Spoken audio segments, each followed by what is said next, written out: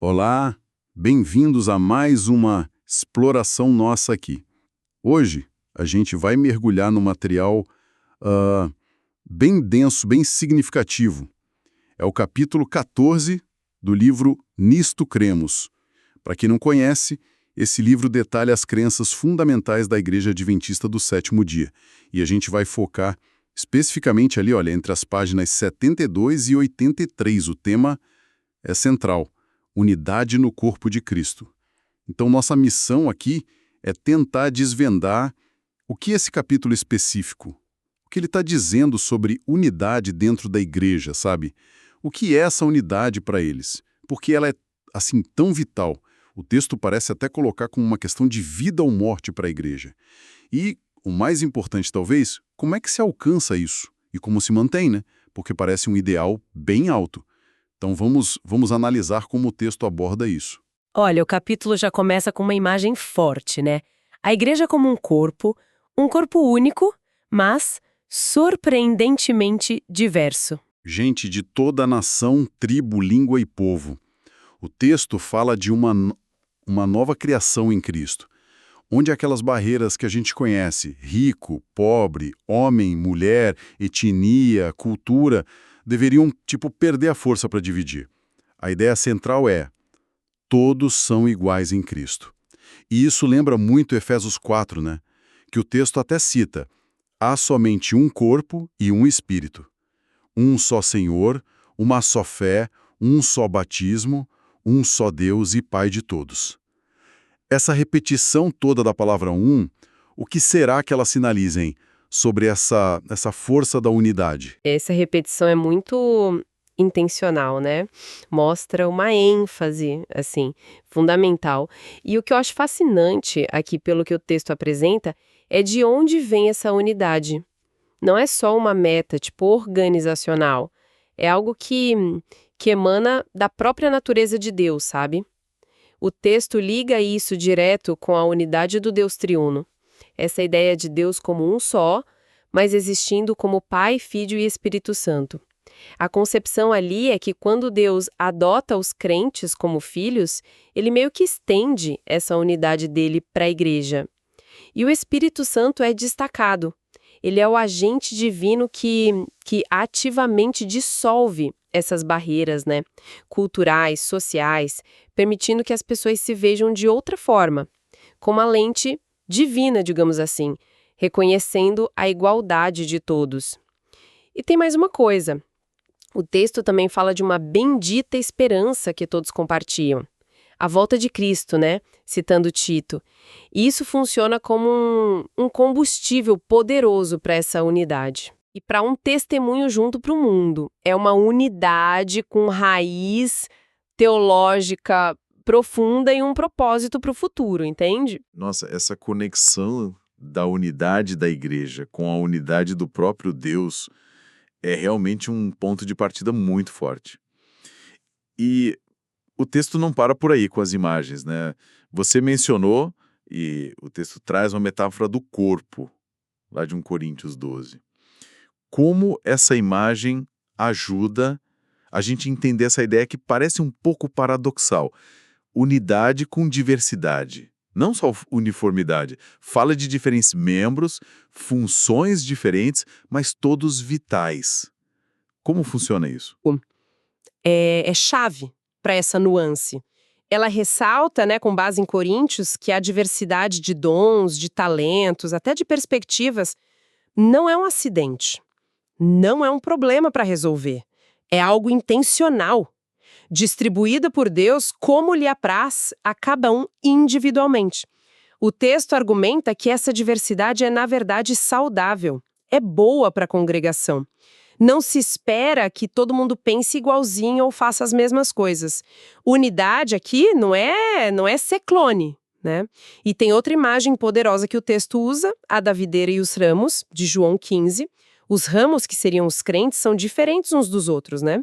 Mas a vida deles, a unidade deles, vem da conexão com a mesma fonte, a videira, que é Cristo.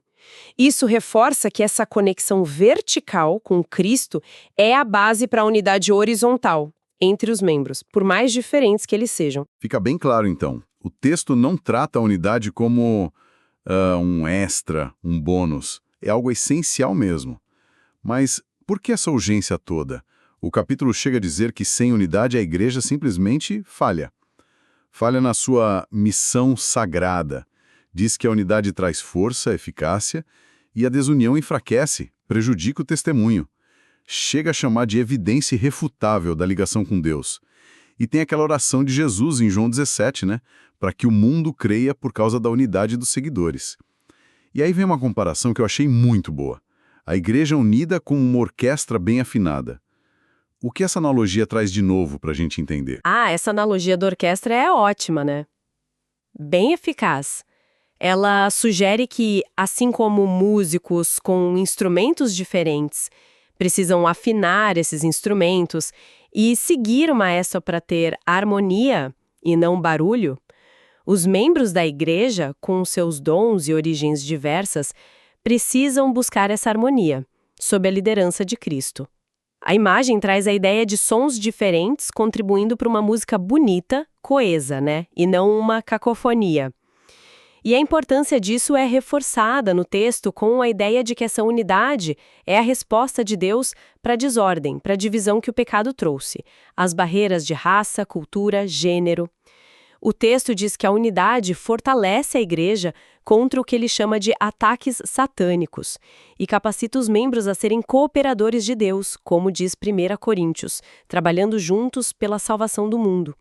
Então, a desunião não é só ineficiente, é contrária ao propósito de Deus mesmo, segundo essa fonte. Ok, entendi.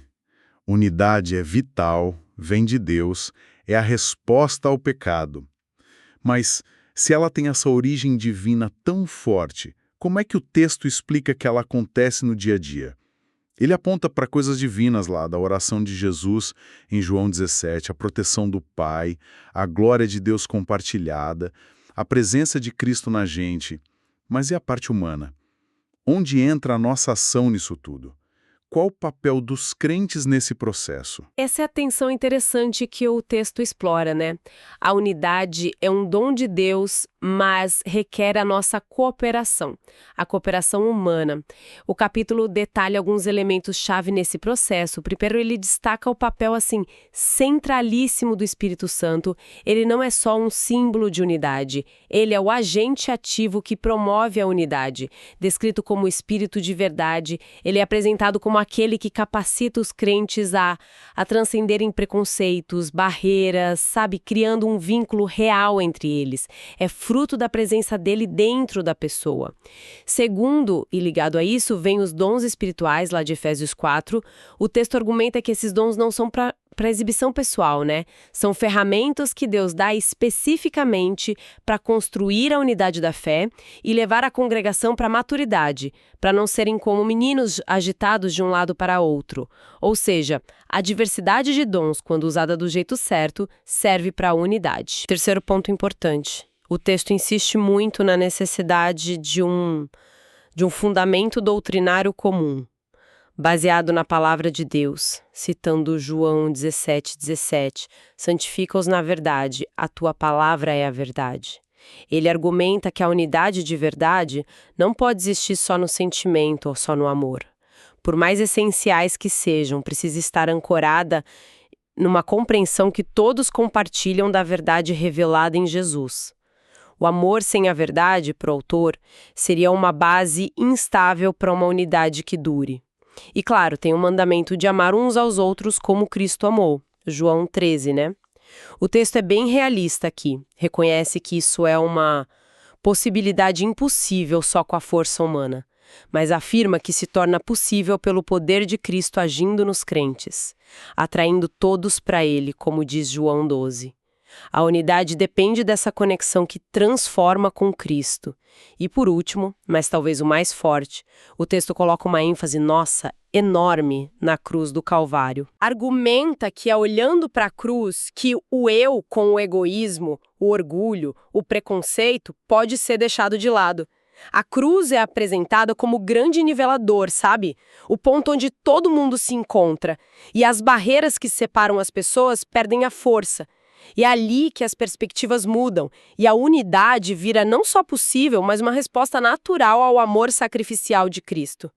É o poder magnético do sacrifício de Cristo que, segundo o texto, une o corpo dele à igreja. Dá para perceber que mesmo vindo de Deus, o texto não descreve a unidade como algo automático. Exige uma resposta ativa nossa. E o capítulo vai além, né? Ele oferece uns passos bem concretos, quase um guia prático. Vamos dar uma olhada nisso. Parece que o texto sugere que essa jornada começa em casa. Sim, o texto apresenta uma progressão, quase como círculos concêntricos de influência e prática, sabe? Ele sugere que a unidade no lar é o campo de treinamento fundamental. É ali, na dinâmica da família, que princípios como bondade, paciência, amor, que são essenciais para a unidade da igreja, seriam aprendidos e praticados primeiro. A partir daí, o texto fala sobre buscar ativamente a unidade. Não é algo passivo. Implica um esforço consciente, orar por ela, cultivar e, olha que interessante, minimizar diferenças em coisas não essenciais. Focar no que une, em vez de ficar procurando motivo para discordar, né? Isso de minimizar diferenças não essenciais é um ponto bem pertinente. E quanto à ação em conjunto? Ação coletiva? Exatamente. O passo seguinte é trabalhar juntos por um objetivo comum.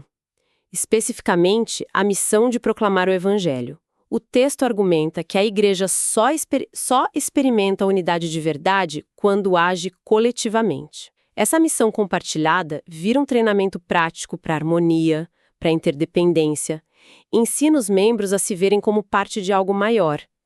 E isso leva naturalmente a desenvolver uma perspectiva global, superar o isolamento cultural, nacional, sabe? Compartilhar recursos, apoiar outras regiões. Parece fazer sentido sim. A missão comum, como o cimento, né? Mas e os obstáculos que vêm de dentro? As atitudes que destroem a unidade? O texto é bem direto nisso. Ele identifica atitudes como egoísmo, orgulho, autossuficiência, preconceito, crítica, como venenos para a unidade. Frequentemente, ele associa essas atitudes com a perda do primeiro amor na vida cristã. E qual a solução que ele aponta? Voltar a olhar para o amor de Deus na cruz. Citando 1 João 4. A ideia é que focar no sacrifício de Cristo renova o amor entre as pessoas. Além disso, enfatiza a importância de cultivar o fruto do Espírito, amor, alegria, paz, paciência, etc., lá de Gálatas 5, como um antídoto direto contra essas tendências que dividem. E, por fim, um ponto crucial, a imparcialidade. Citando Tiago 2 contra o favoritismo, o texto adverte muito contra fazer distinção por causa de riqueza, posição, habilidade dentro da igreja. Ele reforça usando Mateus 25, sempre que o fizestes a um destes meus pequeninos irmãos, a mim o fizestes. Que todos são filhos de Deus e preciosos do mesmo jeito. E essa imparcialidade tem que se estender a toda nação e tribo e língua e povo, como diz Apocalipse 14, refletindo o alcance universal do amor de Deus e da missão da igreja. Então tá, juntando tudo isso, o que emerge como a mensagem principal desse capítulo para você? Parece descrever a unidade como essa realidade de duas faces, né? Um dom que vem da natureza de Deus, da obra de Cristo, do Espírito, mas também uma responsabilidade nossa, que exige esforço consciente, cultivo, prática dos crentes. É algo bem enraizado na teologia Trindade, cruz, volta de Cristo, mas com implicações muito concretas para o dia a dia e para a missão da igreja. Superar as divisões humanas através de uma fé, esperança e amor compartilhados e tudo guiado pela palavra. Parece ser o coração da coisa, né? Exato. Essa interação entre o divino e o humano que marca a visão do texto. E como um pensamento final para a gente refletir, o capítulo liga de forma muito, muito explícita a unidade interna da igreja com o testemunho dela para o mundo. Lembra da oração de Jesus em João 17? Para que sejam um, para que o mundo creia que tu me enviaste.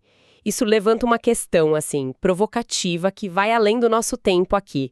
Até que ponto a unidade que a gente vê, ou a dolorosa falta dela, né, entre aqueles que dizem seguir a Cristo, até que ponto isso impacta a credibilidade da mensagem que eles levam para o mundo? Segundo essa fonte, a unidade não é só um assunto interno da igreja, é parte vital da própria mensagem dela. Algo para a gente continuar pensando. Uma questão poderosa para a gente fechar, sem dúvida. E com isso a gente conclui nossa análise sobre a unidade no corpo de Cristo, como apresentada neste capítulo 14 do livro Nisto Cremos.